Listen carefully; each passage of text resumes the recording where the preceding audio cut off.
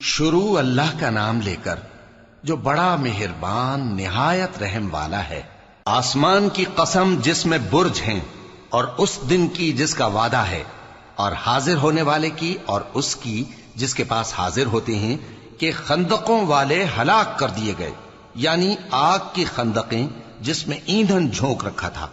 جبکہ وہ ان کے کناروں پر بیٹھے ہوئے تھے، اور جو ظلم وہ اہل ایمان پر کر رہے تھے ان کا نظارہ کر رہے تھے،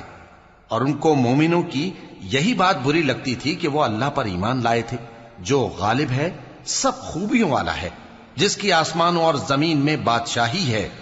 اور اللہ ہر چیز سے واقف ہے۔ جن لوگوں نے مومن مردوں اور مومن عورتوں کو تکلیفیں دیں اور توبہ نہ کی، ان کو دوزخ کا اور عذاب بھی ہوگا اور جلنے کا عذاب بھی،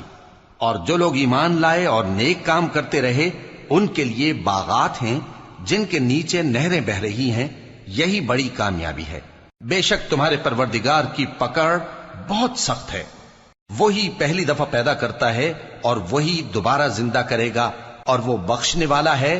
بہت محبت کرنے والا ہے۔ عرش کا مالک، بڑی شان والا،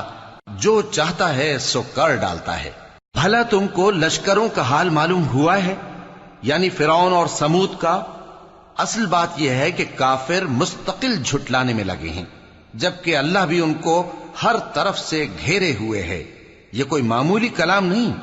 بلکہ یہ قرآن عظیم الشان ہے، لوح محفوظ میں لکھا ہوا۔